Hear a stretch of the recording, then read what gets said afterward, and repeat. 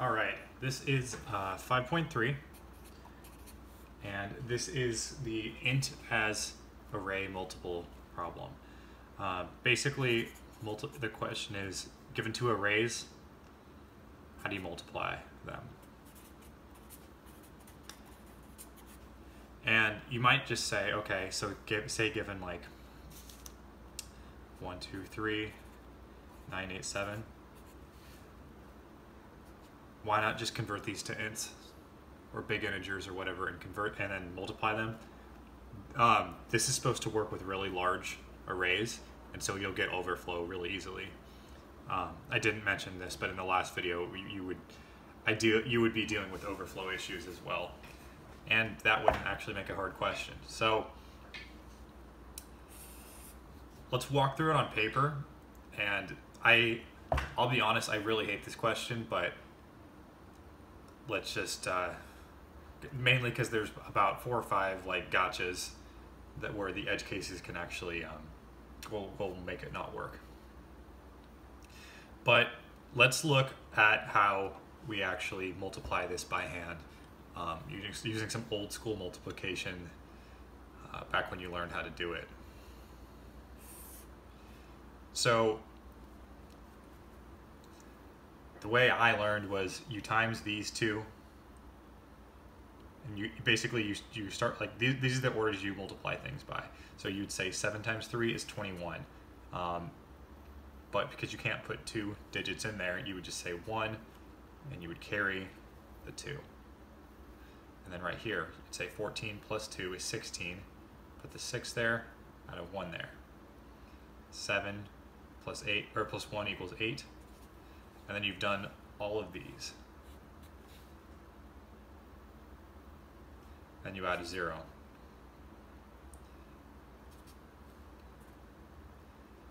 Uh, 16. And you add 2 zeros.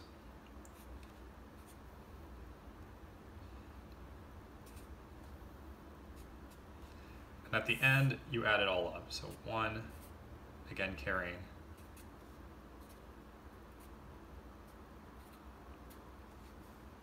And that is the correct answer. So all we need to do really is simulate this in code, accounting for a lot of carries, and yeah, some other things that you should, if you see this question, that you should ask your interviewer about. Is it valid input? i.e., are the arrays empty? Can we assume their numbers? Stuff like that. You should ask, can there be negative numbers? And in this case, we will be dealing with them.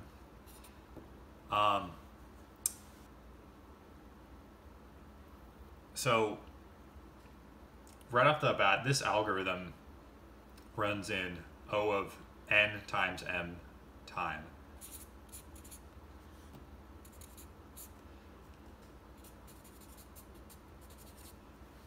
Which is pretty good. As for extra space, if we actually use a grid like this, it will be of O of n times m space as well. But if you actually just keep a result array, you don't actually, in your program, you don't actually keep track of this stuff. You just update everything inside the result array. That's no extra space. So we could crank that down to O of 1 space.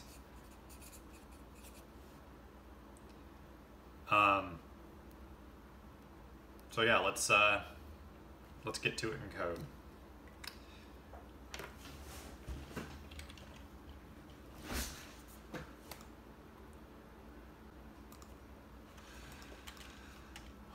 One, two, three. 1, 2, 3. 1, 2, 3.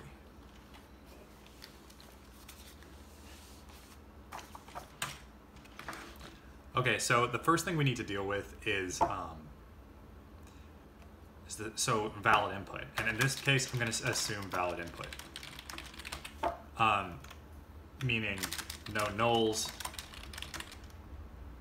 nulls, and then non-empty arrays that were given. if the interviewer says, assume they're not, you can't assume that, just write a few checks for that. But that's just picky stuff that you need to mention. So let's first deal with that negative problem. So when you're given these arrays, say you're given 1, 2, 3 or negative 1, 2, 3, basically the first digit will appear as a negative number. And then, you know, for the second one, it may or may not. So that should be pretty easy to determine the sign. There's probably like a 1 or 2 line way to do this, but I like typing this stuff out because it's clear. So first, figure out the sign of the result. A couple booleans. So first is positive equals num1.get. We're just going to get the first digit from the first one and see if that's positive. And then the same for the second. Sec is pause, and then num2.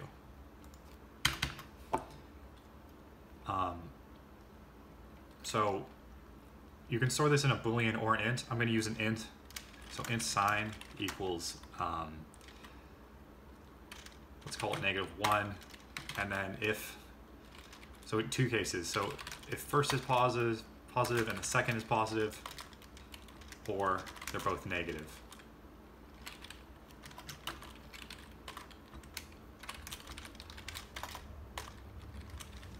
So in that case, the sign will actually be 1. But in the other cases, a positive times a negative, it will be -1. So that takes care of our sign. And then because we actually stored the sign here, we need to go ahead and set, basically make sure we're multiplying positive numbers so we don't get any negatives within our result. So num1.set at index 0, the absolute value of whatever's already there.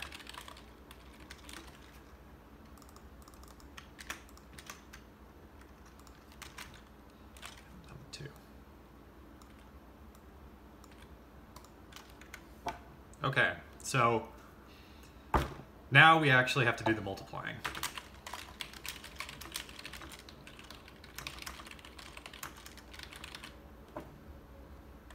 So what were we actually doing here? We were going through here, and it looks like we were going from the rightmost to the left. So that, to me, looks like 2 nested for loops.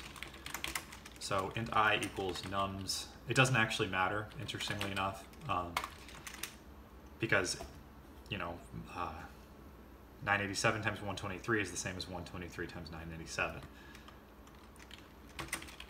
I is greater than or equal to 0, I minus minus, and then the same thing for j.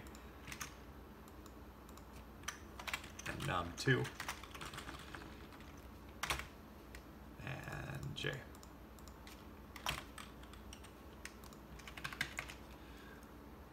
Okay, so so this is the core part of the algorithm. You could say, okay, so just looking at this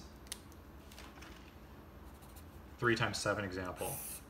So you know you need to put the 1 of the, you know it's 21. So you know you need to put the 1 there. And then carry it 2 over here somehow. So you could store that as a separate integer. Another way you could do it is just putting it in the next item of the array. So 3 times 7, 21, 1 and 2. In this algorithm, another way, but basically, like, you also have to account for carries of the previous one, of a previous operation. So let's start off with just putting 21 in this array. So first of all, we'll calculate the multiple. And this is a dumb multiple in that we're not doing any mods, divided bys, or anything like that.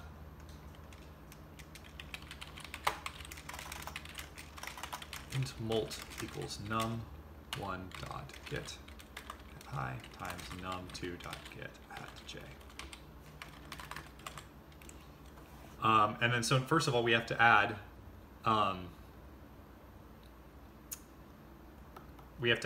this to our current spot. So it's not quite the remainder. So add mult to, and then we'll say result.set, or we don't have a result yet. So list of integer result. And you'd be tempted to say equals new array list and then figure it out from there. We know that for any 2 digits, the biggest amount of space that it can take is basically those being added. So like take 99 times 99. The most of that will be is a 4-digit number. 999 times 999. You can check the math. I'm not going to do this in my head. That will be a 6-digit number at most. So we'll use this, we'll just create a new array list, and then in the constructor we'll add this fancy thing, num1.size plus num2.size.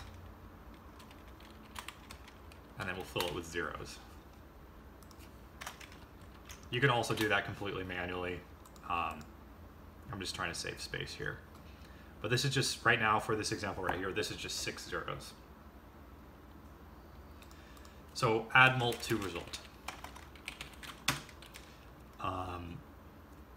Result.set. And then here's somewhere. And what are we going to add in there? Well, you might be tempted to say just add mult in there. But in later cases, we'll actually have to add what's already in there. Because if we were doing separate lines, you could just add mults to it or something like that. But because we're all doing this in the final array, you actually have to add whatever was there previously to mult. So you'll say result.get at somewhere plus mult. Where's that somewhere? So looking at this, for I, I is 0, 1, and 2. Same with j. And for our array, which is at max size 6 for this example,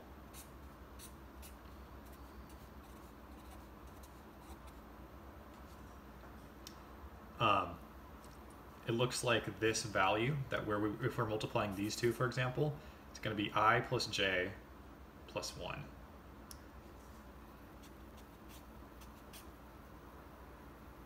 And then anything we move over to this next one will just be I plus j.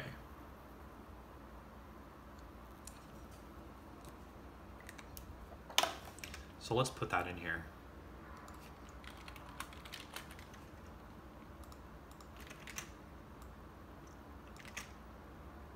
So in this example, we'll have added 21 to this index. And now we should actually account for what should be in here. So I'll say add tens place to result. I'll just say that. And then we'll be doing it one to the left of that, I plus j. And you can see if we're actually going to overflow at max, or at I never gets to these are at the very least these are 0, so you'll never go below 0 for the array, so you should be fine there. And then again, you might be tempted to say, okay, we're just going to put result.get at I plus j plus 1 divided by 10. So basically for 21, we'd be stripping out the 2 and putting it here. That's almost correct, but we also need to put in, we need to add it to the previous result, what was already there. This doesn't make sense for this first example, but as we go through, it will make more sense.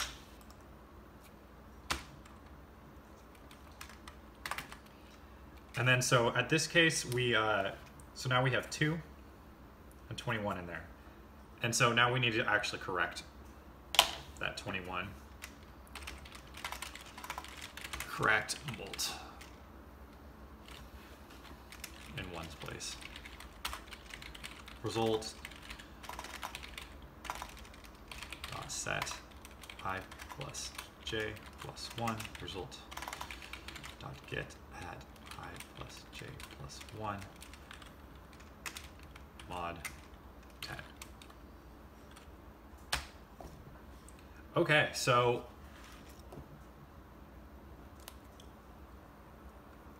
let me walk through a few examples of this, or a few iterations of this, so we can actually see what will be happening.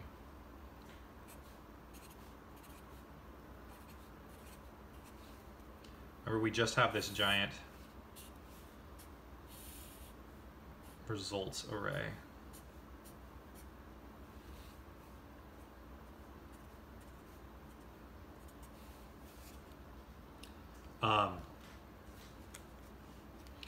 So I equals 2 and j equals 2. This is our first iteration. Our mult it's just these two times together. It's 21. So we put that in there.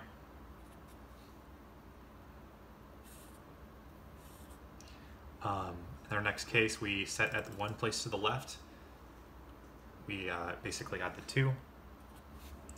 And then in the 1's place, we mod it by 10. So it's actually 1. Okay, so now j is decreased by 1. So I equals 2, j equals 1. Mult equals 24.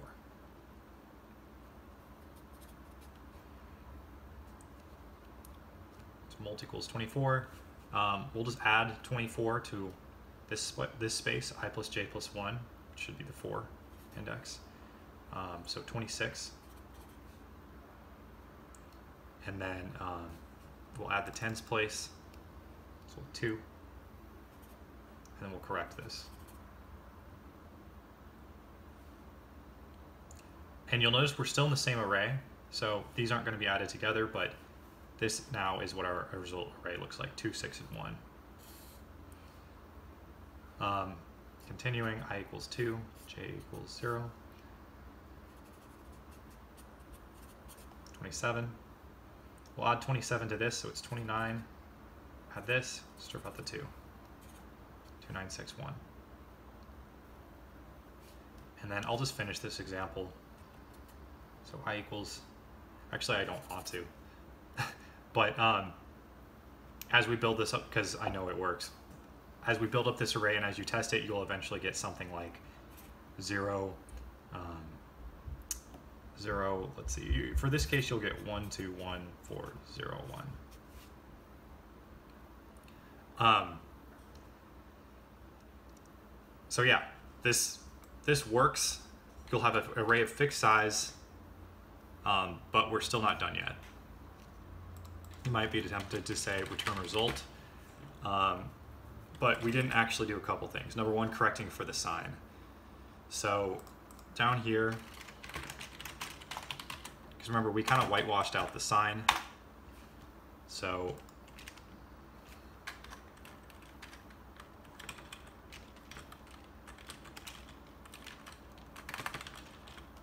let's add it back in. So result.set at 0, result.get at 0 times sign. All right.